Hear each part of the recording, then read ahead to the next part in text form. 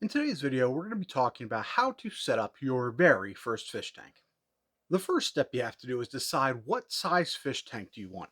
Now, if you don't know what kind of fish you want and you really have no idea what kind of fish are even out there yet, then I recommend that you get the biggest tank that you can afford and you have room for. And the reason I recommend that is because a bigger tank is going to give you a lot more options as to what fish you can have. My favorite size fish tanks that are still in that affordable range, it might make sense for your first fish tank, are a 75 gallon, a 40 gallon, or a 20 gallon. I think any of those size fish tanks, they're, you know, good size fish tank. You're really going to get a lot of, fish that you can choose from out of those sizes.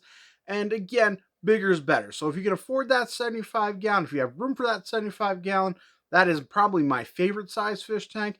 But if you only have room for a 20 gallon, you're still going to have at least a decent number of options for types of fish you can have. And, if that's what you can afford and what you have room for, then that's okay. But bigger is always better. A second reason that bigger fish tank is better is not just because it's easier to have lots of options for fish, but also because it's much easier to maintain good water parameters. When you have more water, then there's more room for air. And if it's your first fish tank, you're probably going to make some errors, and that's okay. Once you decide what's the biggest fish tank that you can get for your environment, for your house or your apartment, is going to be decide what fish you can put into it. So now that you know what size you can get, you can really start focusing on what fish will fit inside of that aquarium. If you have a 75-gallon aquarium, there's going to be a lot of options for you. If you only have a 10-gallon aquarium, you're going to be limited to a lot smaller options, but it's going to be important for you to figure out what type of fish that you want to keep. The reason the type of fish that you're going to keep is important is because it is going to influence all the decisions we're going to make after this. Some fish like certain substrates and they like certain decor and they might like rocks or might want wood or they might love just live plants. So the fish tank that I'm going to be setting up is a 75 gallon. I'm going to go through step by step of the process of how to set up that fish tank.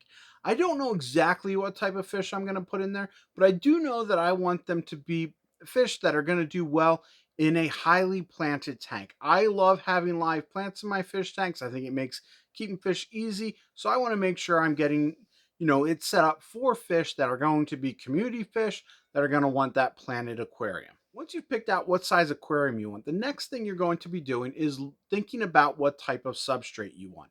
And again, this can be influenced by the type of fish you have. There are some fish that like to dig and they like to sift through sand, or they like to, maybe burrow in sand. And so you might have to go with a sand substrate. Or there's some that prefer, a heavier substrate, maybe some gravel and rocks and things of that nature. And so you have to start thinking about that. The substrate I chose to use for this aquarium is a mixture of some different substrates I had laying around. And there's gravel, there's pool filter sand, and black diamond blasting sand. And what I did is I just took all of these sands and gravel and I mixed them all together. And in the end, I think it came out looking pretty good. Now, when you're setting up your substrate, you do want to make sure that you have it a little bit deeper in the back and a little bit more shallow in the front just to add some depth. Once you have your substrate all down and it is ready to go, the next thing you need to do is start thinking about your hardscape. And hardscape can be rocks or it could be wood. There's lots of different types of driftwood out there. There's lots of different rocks that are safe for your aquarium. Now, before you go and grab just any rocks, make sure you look into that a little bit more. Some rocks are not as safe for your aquarium as others because they release a lot of different um, minerals and that type of thing into the water, and that can influence your water chemistry. So something like a limestone is not going to be something you want, but then there's lots of other things that you could put in there. So make sure you try to figure out what's going to be safe for your aquarium, what's going to make sense, what are some rocks that are options. Wood, there's a lot of great options for driftwood. You might go with spiderwood or mopani, or there's a lot of different ones, but be careful because there are some, again, that are not good for your fish. If you just go and grab any piece of wood out of the, stream by your house or the creek by your house and grab that, that might not be a good option for you because it might release some different chemicals into your water that are unsafe for your fish. For this aquarium, I decided to use Mopani wood. And when you're putting in your hardscape, you don't want to put it right in the center. That's not as pleasing to the eye. You want to make sure it's off to one side or the other. splitting your tank into about thirds. Now, Mopani wood does give a lot of tannins in the water, so if you don't like a lot of tannins, you might want to choose a different wood. Once you have your hardscape in your aquarium, if you're doing a planted tank, this is going to be the next step. Now, sometimes you might just do a hardscape aquarium and you might be done. But if you want to go ahead and add some plants, now's the time to do it. If this is your first tank, you might not have a lot of money to spend on plants.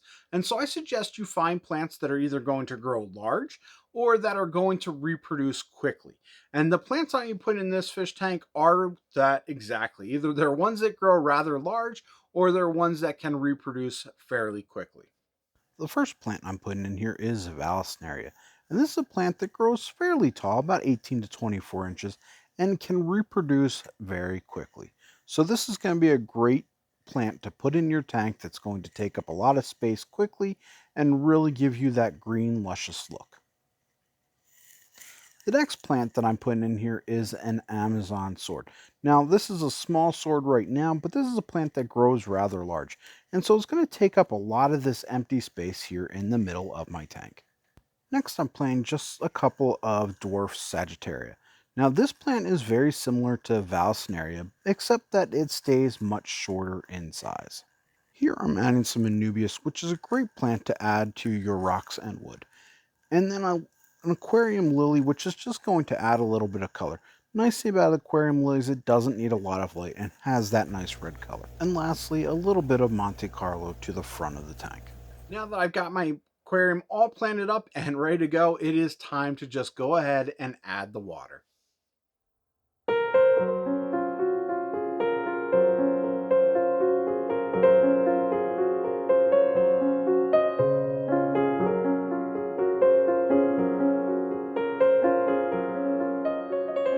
Now, a couple other things that you need to think about as you're setting up your aquarium.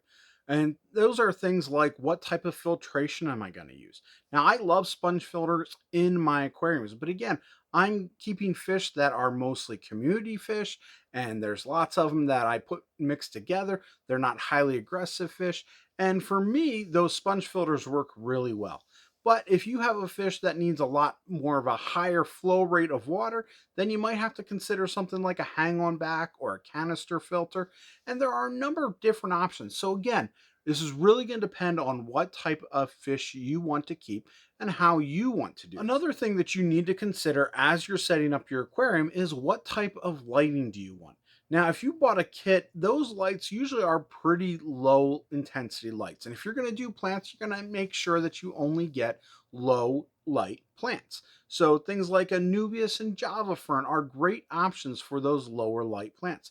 But if you want to get some of those plants that have maybe some redder colors to them, usually you're going to have to go to a little bit of a nicer light that's going to have either a medium or high range of light. For this aquarium, I decided to use the Hygger 24/7 light. And I'm going to be doing a review on this light here soon, so make sure to stay tuned for that. But I really do think that it does a good job bringing out the colors of the plants and really just makes a very nice light for this aquarium. Now that you have your aquarium all set up, you've got all your plants, you've got all your water in there, you've got your hardscape, your substrate, all those things are done. The next thing you need to learn is the nitrogen cycle. And I'm going to talk about that in this video right here.